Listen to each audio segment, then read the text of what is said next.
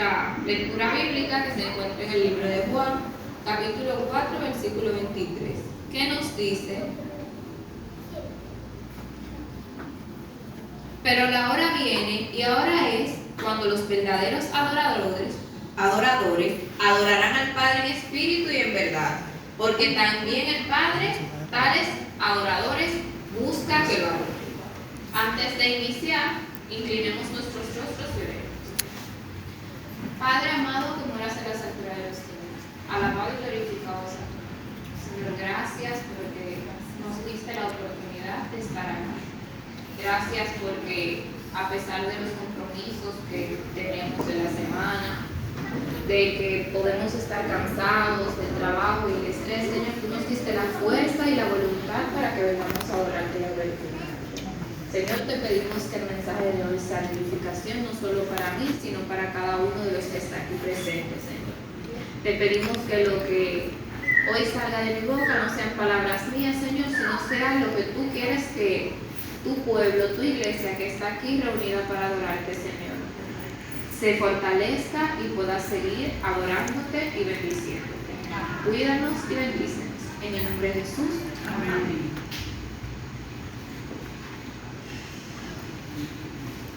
Entonces, como dijimos, el tema de esta noche es amar es adorar. Amar es adorar. Porque cuando amamos al Señor también lo adoramos de todo corazón. Y esta manera de adorar lo hacemos porque nosotros lo amamos. No que por adorar, sino porque nosotros amamos al Señor. Nos dice aquí que quien escribió el sermón vio un anuncio.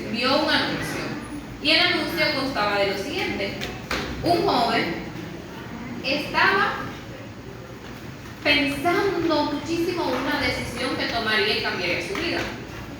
Este joven le habían arreglado un matrimonio.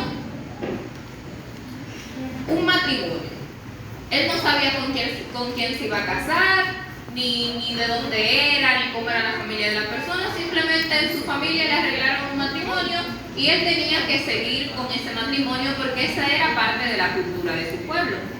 Y dice que después de que él vivió un tiempo en los Estados Unidos, él estaba replanteándose esa pregunta. Ya la idea de casarse, porque en su casa le dijeron que tenía que casarse y con quién casarse, ya no le parecía tan conveniente. Él llegó a un país donde la gente se casa con quien quiere, ya sean por amor o otros intereses, pero no que los padres deciden con quién tú te vas a casar y te casas. Entonces, su decisión estaba peligrando. Pero dice que aún así, él fue al aeropuerto con su ramo de rosas y se paró obedientemente esperando a que la chica llegara. Y nos dice que cuando él vio a la mujer con la que lo habían puesto para casarse, toda duda se fue. Nos dice el relato que la mujer era hermosa y él la vio y dijo: no, está bien, yo me caso sin problema.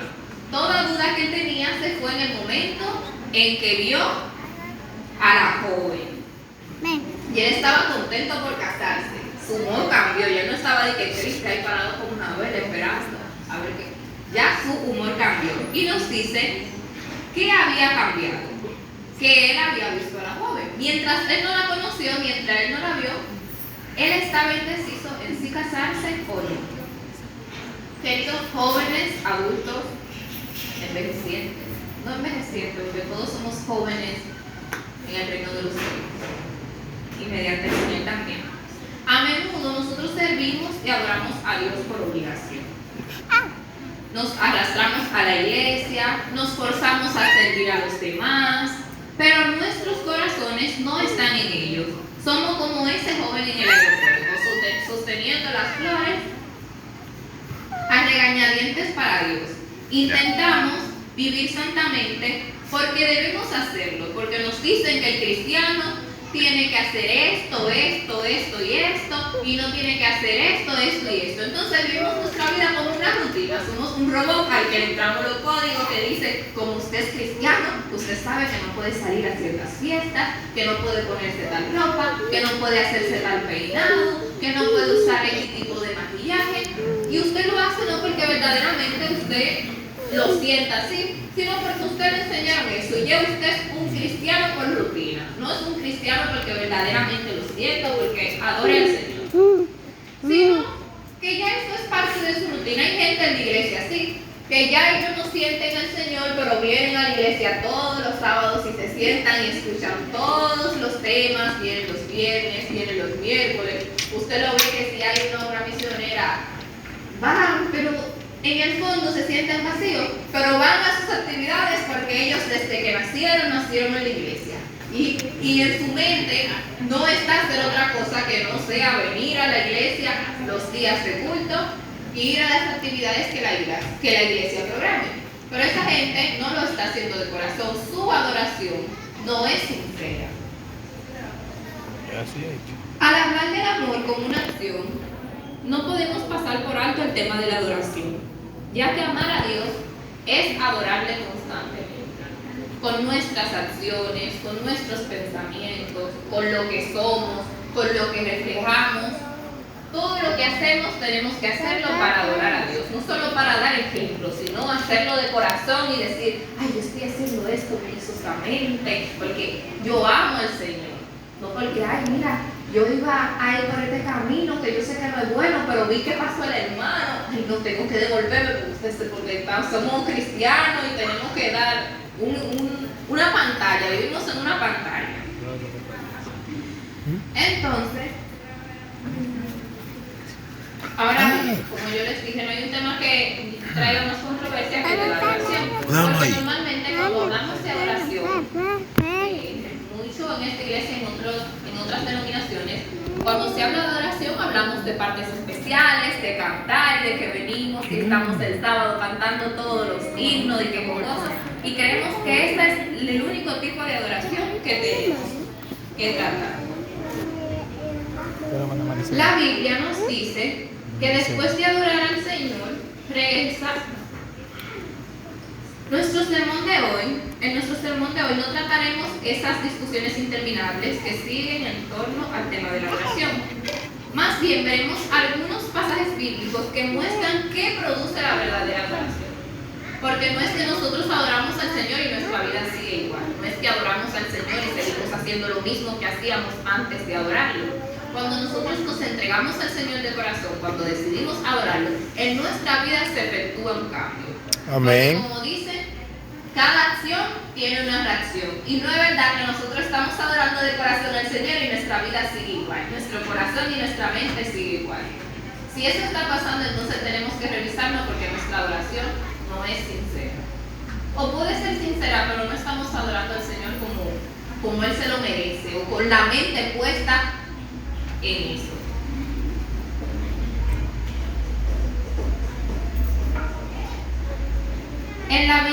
Para esto vamos a tomar 3 pasajes bíblicos que se encuentran registrados en el libro de Mateo.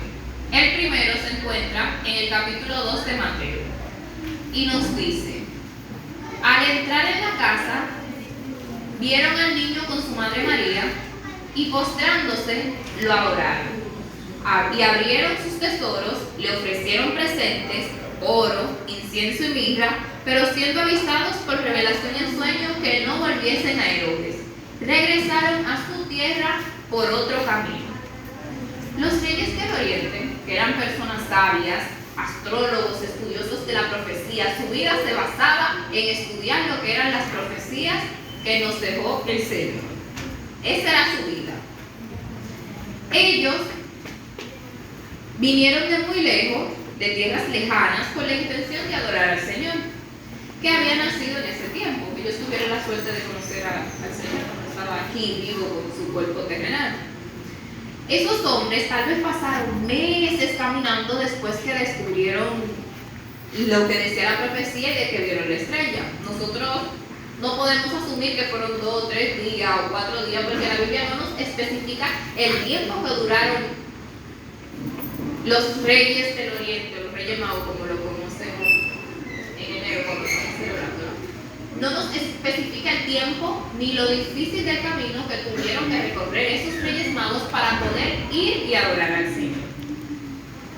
Pero ellos estuvieron dispuestos a soportar lo difícil del camino y la clemencia del tiempo tan solo para adorar al Señor, porque nosotros lo tenemos fácil. Por lo menos lo único que se acerca a un desierto aquí en Dominicana que conocemos son la duna, y uno va a la duna y es de turista.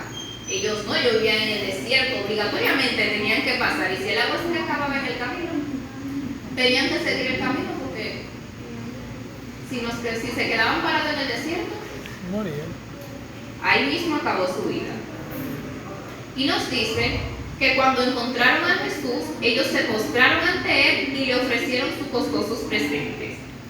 ¿Qué aconteció con ellos entonces? La Biblia nos dice que después de que adoraron al Señor, regresaron a su tierra por otro camino.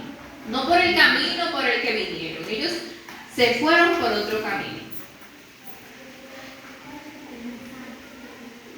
Hermanos aquí presentes, sin ánimo de forzar el pasaje bíblico, podemos decir que aquel que verdaderamente adora al Señor volverá a su casa por otro camino. En otras palabras, cuando adoramos al Señor de corazón, ocurre lo que es un cambio de dirección y propósito en nuestra vida, ya sea de manera personal, como profesional y principalmente en nuestra experiencia espiritual, de manera de nuestra relación con el Señor.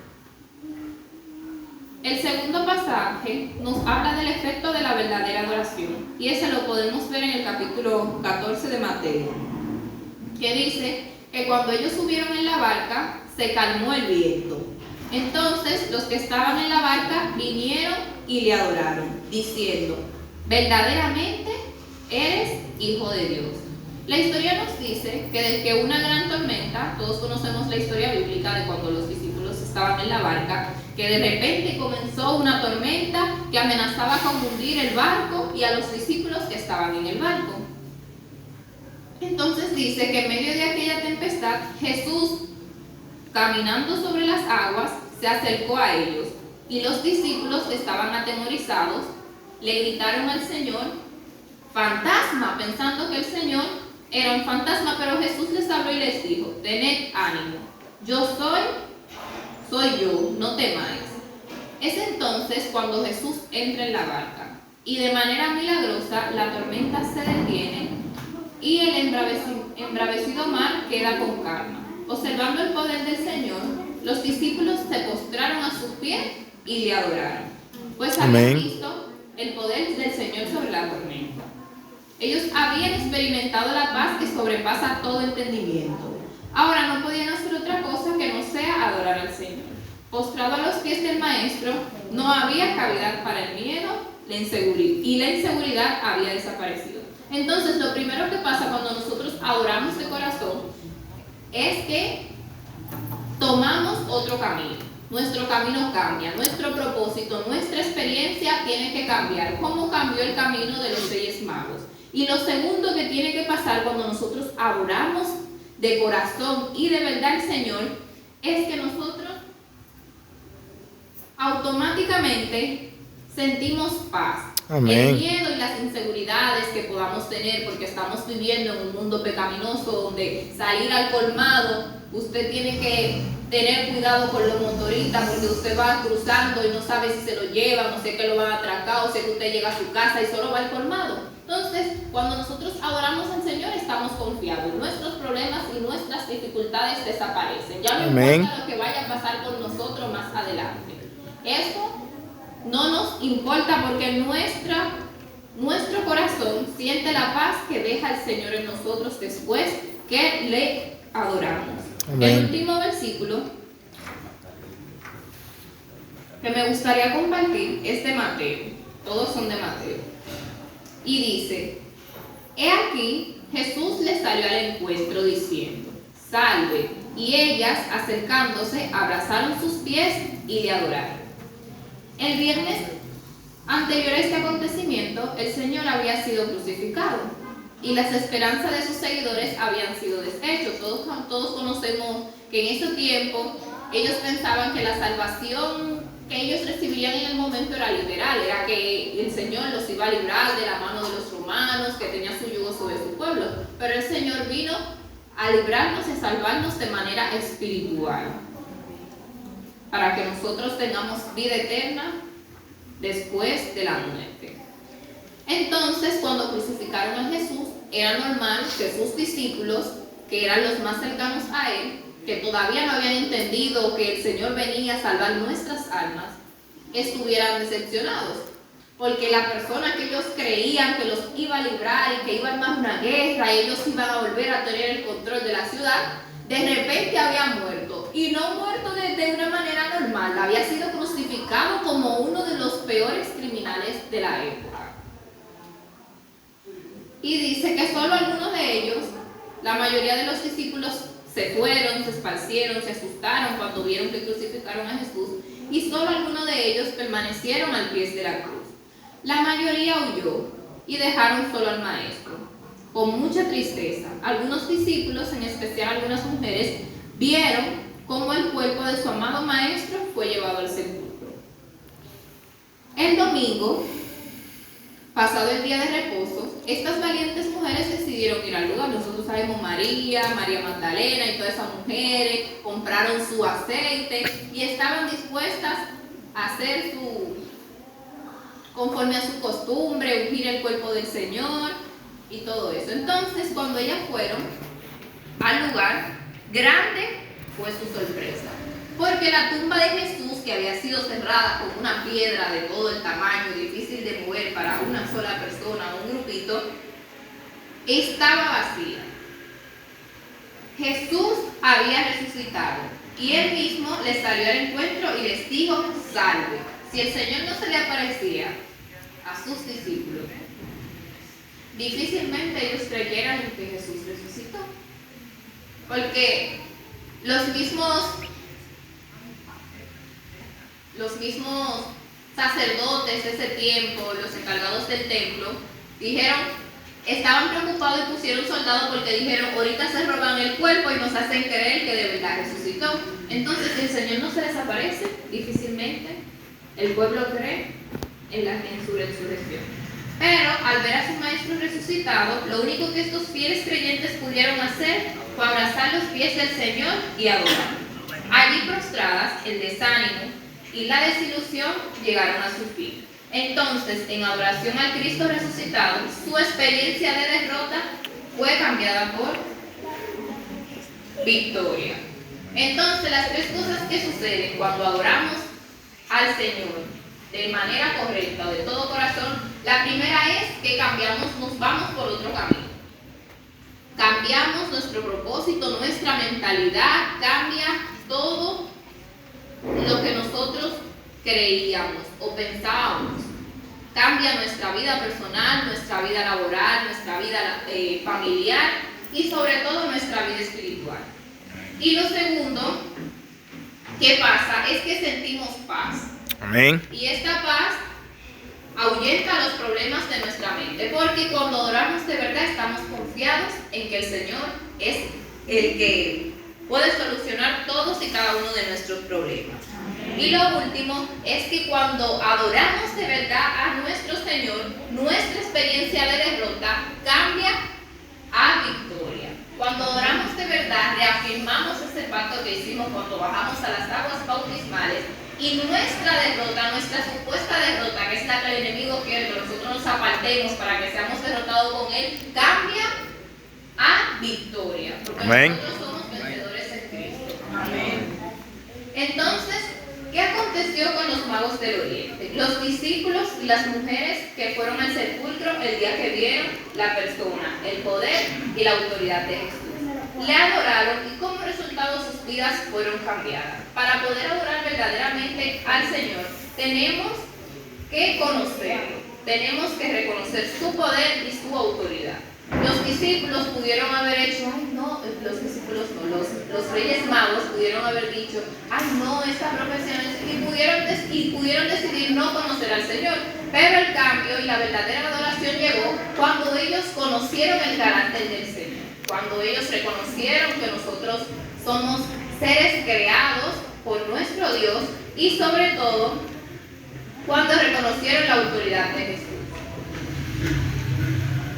Cuando te enfoques en la persona, el poder y la autoridad de Dios, le amarás. Y a causa de ese amor le adoraréis. Y como resultado, la vida de cada uno de los que está aquí presente será transformada. Aquí nos pone un ejemplo de un autor célebre llamado Ralph Waldo Emerson, que dijo: nosotros no nos convertimos en lo que adoramos. En otras palabras, nuestro objeto de adoración conforma nuestra identidad. Si nosotros amamos los chismes, amamos los pleitos, amamos los problemas, nuestra vida se va a convertir en una vida de chisme, pleitos y problemas. Porque nosotros somos objeto de lo que adoramos. Nosotros somos un reflejo de las cosas que vemos, de las cosas que pensamos y de las cosas que nos gustan. Entonces, si nosotros verdaderamente como cristianos adoramos al Señor, nuestra identidad y nuestra vida no deberían dudar de nosotros, porque somos lo que adoramos, como dice este autor. Entonces, si nosotros verdaderamente adoramos al Señor, usted sale por la calle, todos tienen que reconocer que usted es un hijo de Dios y un adorador de Dios, porque usted es lo que consume. Eso es, como nos dice la Biblia, que de la abundancia del corazón habla la boca. Amén. Entonces, si nosotros no leemos la palabra, si nosotros no oramos, si nosotros no venimos a la iglesia para poder nutrirnos más de la palabra del Señor, y lo que nos pasamos es leyendo contenidos que no nos edifican, viendo contenidos que no nos edifican, caminando a lugares, visitando lugares que no nos edifican como cristianos. Usted no puede esperar que usted pase por la calle y la gente diga: ese es un cristiano, porque usted es lo que consume. Así es. Y si usted no consume a Cristo, no vive a Cristo, usted no puede esperar ser luz en este mundo de tinieblas como nos mandó el Señor. Se dice que el científico evolucionista Charles Darwin escribió una vez en su autobiografía: mi principal diversión y mi único empleo a lo largo de la vida ha sido el trabajo científico. De este trabajo nunca estoy ocioso, ya que es lo único que me hace la vida soportable. ¿Qué efecto tuvo la dedicación del trabajo científico en la persona en la que se convirtió Darwin? Dice que hasta la edad de 30 años Darwin continuó escribiendo poesía. Y eso le proporcionaba un gran placer y se deleitaba intensamente leyendo clásicos como Shakespeare, entre otros. Pero ahora, después de algunos años, lo encontró tan intolerable, tan aburrido, que hasta le daba náusea. Su mente parece haberse convertido en una especie de máquina para moler leyes generales a partir de grandes colecciones de hechos. Esta pérdida es una pérdida de felicidad. Él mismo lo dijo, que él se convirtió en una hoja marchita para todos los temas excepto la ciencia, porque lo único que él consumía, veía, sentía, respiraba, dormía pensando en eso, era en la ciencia. Ahora bien, considerando ahora la vida de otro genio influyente, que es el teólogo Jonathan Edwards, a la edad de 19, él escribió lo siguiente: resuelto echar mi alma sobre el Señor Jesucristo, a confiar en Él y consagrarme enteramente a Él. Más tarde en su vida, reflexionó cómo su objeto de adoración afectó su alma a lo largo de los años. Y él dice que traía al alma una pureza, un brillo, una paz y un éxtasis inexpresables. En otras palabras, compartía el alma sexual, su alma se convertía en un campo o en un jardín. Hay la diferencia de estos dos autores. Mientras Darwin, su objeto de adoración era la ciencia, él mismo se describió como una flor marchita. Imagino la depresión que tenía que tener ese hombre para él mismo describir su vida como una flor marchita.